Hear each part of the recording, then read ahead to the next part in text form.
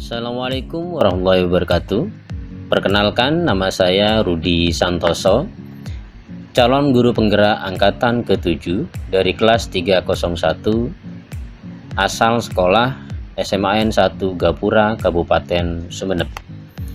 Pada kesempatan kali ini saya membuat koneksi antar materi modul 1.1, yakni tentang kontekstualisasi pemikiran pendidikan Ki Hajar Dewantara sebagai aktualisasi pembelajaran di kelas dan di sekolah.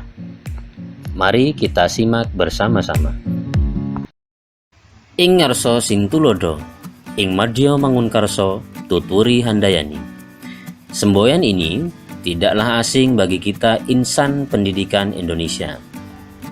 Trilogi pendidikan ini diperkenalkan oleh Ki Hajar Dewantara dalam perjuangannya untuk meniti fondasi pendidikan nasional Indonesia.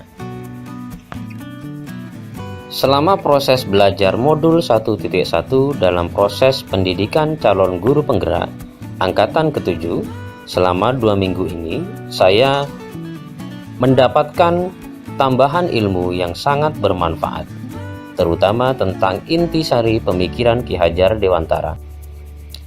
Menurut Ki Hajar Dewantara, pendidikan adalah tuntunan hidup tumbuhnya kekuatan kodrat anak dalam aspek batiniah dan lahiriah menuju kepada perubahan budi pekerti yang holistik dan seimbang agar anak tumbuh seutuhnya menjadi manusia bijaksana untuk mencapai keselamatan dan kebahagiaan yang setinggi-tingginya sebagai manusia dan anggota masyarakat. Oleh karena itulah, Ki Hajar mengharapkan pendidikan yang berpihak pada anak.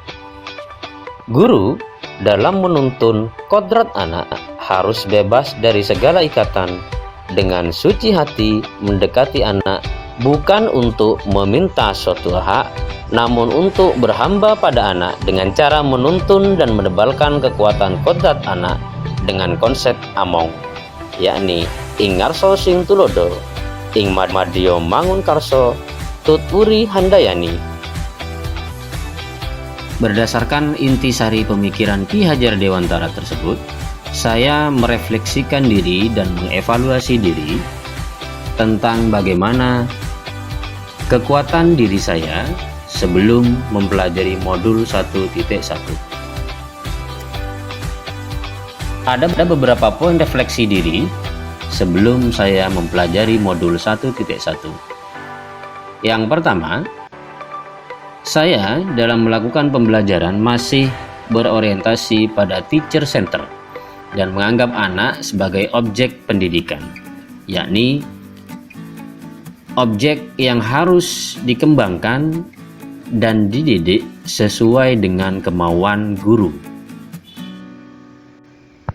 yang pada akhirnya guru dan siswa terjebak dalam peningkatan pembelajaran yang hanya berorientasi pada angka-angka yang bersifat kuantitatif yang menjadi penentu nasib anak dalam proses pembelajarannya. Yang kedua, dalam proses pembelajaran di kelas, saya lebih banyak melakukan transfer of knowledge, sehingga pembelajaran yang berlangsung kurang bermakna bagi anak. Sedangkan yang ketiga, dalam proses pembelajaran, saya lebih banyak melakukan proses pembelajaran yang menuntut daripada pembelajaran yang menuntun. Sehingga di dalam kelas dan dalam proses pembelajaran, anak harus sesuai dengan apa yang dituntut oleh guru.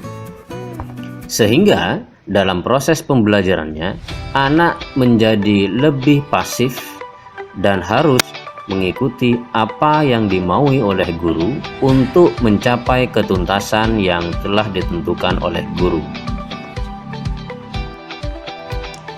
Nah, setelah saya mempelajari modul 1.1, ada beberapa poin-poin perubahan yang bisa saya terapkan pada diri saya sebagai dampak dari pembelajaran dan juga implikasi pemikiran Ki Hajar Dewantara dalam modul 1.1.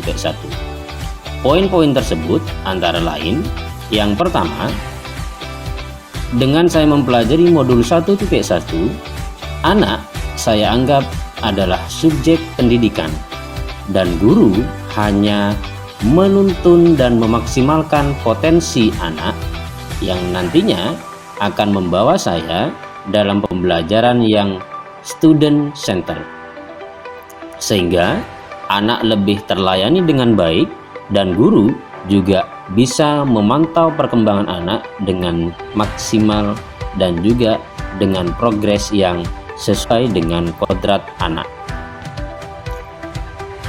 Poin perubahan yang kedua, dalam pembelajaran di kelas saya sudah memulai untuk melakukan transfer of value sebagai proses penebalan budi pekerti yang menjadi landasan awal dari transfer of knowledge agar pembelajaran lebih bermakna dan lebih memiliki dampak yang signifikan kepada proses perubahan budi pekerti siswa. Sehingga dengan adanya transfer of value tersebut, transfer of knowledge yang dilakukan oleh guru akan lebih memiliki dampak imajinatif dan juga dampak mental kepada anak agar anak memiliki budi pekerti yang lebih baik. Sedangkan perubahan yang ketiga yang saya peroleh setelah saya mempelajari modul 1.1 adalah saya mulai merancang dan mencoba untuk membiasakan diri dengan pola pembelajaran bermain sambil belajar. Karena dengan pola ini anak bisa lebih untuk kita tuntun bagaimana mereka belajar dengan menyenangkan dan juga kita melayani mereka dengan potensi kodrat dan juga pembelajaran yang menyenangkan sehingga mereka dalam belajar tidak mengalami kebosanan dan juga bisa memaksimalkan kodrat-kodrat yang mereka miliki agar mereka bisa memaksimalkan kodrat tersebut untuk pemenuhan kebutuhan dirinya sendiri. Nah, berdasarkan proses pembelajaran yang sudah saya peroleh pada modul 1.1 tentang bagaimana refleksi pemikiran Ki Hajar Dewantara dalam bidang pendidikan nasional Indonesia, saya berencana untuk melakukan aksi tindak lanjut, yakni yang pertama, merubah mindset bahwa anak bukanlah objek pendidikan, namun anak adalah subjek pendidikan yang harus dituntun oleh guru untuk meraih potensi maksimal kodratnya untuk mencapai keselamatan dan kebahagiaannya baik sebagai manusia dan juga anggota masyarakat. Rencana tindak lanjut yang kedua, saya akan mulai menyusun pola pembelajaran bermain dan belajar yang menyenangkan di kelas sehingga anak akan terlepas dari rasa bosan selama belajar di kelas.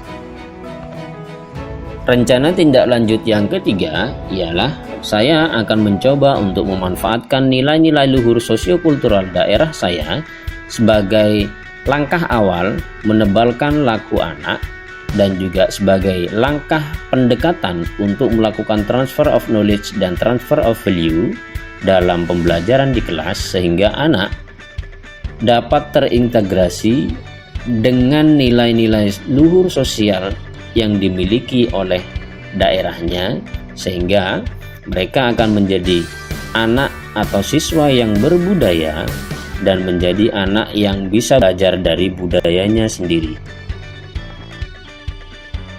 Maka dalam proses refleksi dan kontekstualisasi pemikiran Ki Hajar Dewantara sebagai bentuk aktualisasi pembelajaran di kelas, maka saya bisa menyimpulkan bahwa guru menghamba kepada siswa dengan cara menemukan, menuntun, dan menebalkan kodratnya untuk mencapai keselamatan dan kebahagiaan yang setinggi-tingginya. Lalu yang kedua, penghambaan kepada siswa dengan memperhatikan trilogi pendidikan Ki Hajar Dewantara, yakni Ing Ngarso Sing Tulodo, Ing Madya Mangunkarso, dan Tutwuri Handayani. Dan yang ketiga, saya harus memulai dari diri untuk merubah dan mencoba menerapkan konsep pemikiran pendidikan Ki Hajar Dewantara di kelas untuk pembelajaran ke depan. Demikianlah koneksi antar materi yang bisa saya sampaikan, dan saya mengucapkan terima kasih.